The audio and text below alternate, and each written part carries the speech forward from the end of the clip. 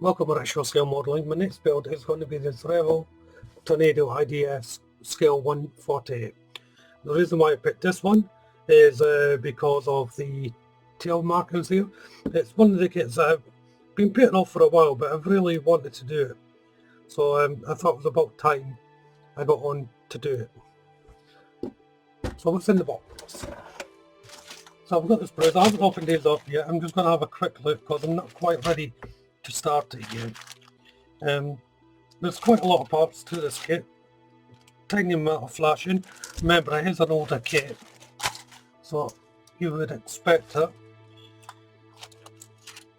But what I can tell so far, it is in quite good condition.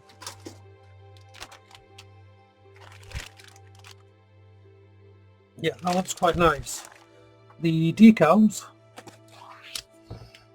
Oh yeah, you've got the tail artwork there and your basic generic. There's only one option, I believe.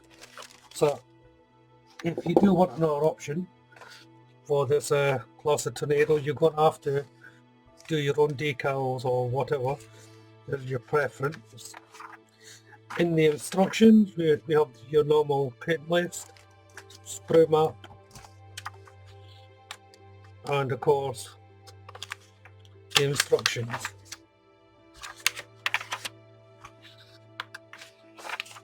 So it's quite a lot to get on with this kit.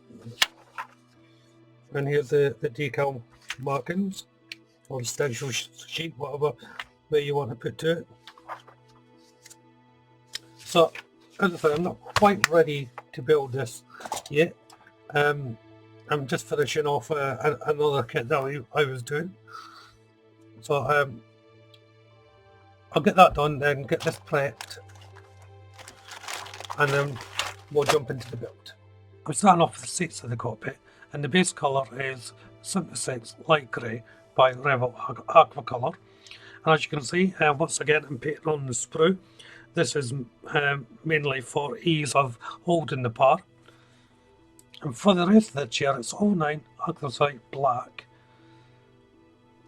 39 dark green, 66 olive grey, 88 ochre brown, 91 steel, 99 aluminium, 310 Lufthansa yellow, and the last one is 378 dark grey. Now these are all the colours that just make up the seats alone. Some of them are just little tiny dots, others are a little bit more in them, but I thought I'd just list them all here now, so that you know exactly what colours you need. And once I've done as much paint as I could on the sprue, it's time to place them together. So first of all, it's the two side components going onto the backing part of the seat, and then it was the headrest for the seat to go on next, and the cushion follows. It's a fairly simple construction, a little bit fiddly because of size, but it would be a lot worse if it was a 172, so there is room to play here. There's a couple of decals then go on the side of the headrest area. There's 4 in total to put on. I'm using my pin drive here just to drill a pre-drill a hole. Now depending on what you're going to be putting on it, weapons and so forth, I'll dictate what holes you need to drill. So if you're doing the kit, have a look at the instructions, read through them quite carefully, and know exactly what you're going to be doing before you get to this stage.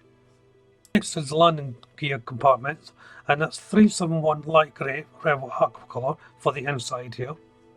If you are having the landing gear down, you will have to paint the inside parts of the fuselage as well, so just be aware of that. And it does have 2 colours. The main colour is the 371, and there's a block of 09 anthracite black as well. As generally you wouldn't paint this if you've got the wheels up, but since I'm going to be having mine down, make sure you paint this area. I'm using 66 olive grey, and that's for the floor of the cockpit compartment. And the surrounding walls is 371 light grey, and that makes up the majority of the colours of the compartment for the cockpit. And so it's time for assembly, and the first component to go in is the landing gear bay. Now the instructions say paint the control panels black and then put your decal on. However, the decals are black as well, so that makes no sense. After I painted them black, I repainted them the light grey colour. And once they were repainted, then I placed on the decals. They're not very intricate decals. They don't actually show a lot, but it's better than having nothing at all. And then the first seat goes in. The locations are fairly easy to tell where they are. The contact points for the seat are quite small as well, so be careful when you're cementing them in place. You may have a bit of movement because of it, but it can rest quite well on the back plate, which is going on next. And then the second seat, or the forward seat, is in. Same with the first one. Contact points are quite small.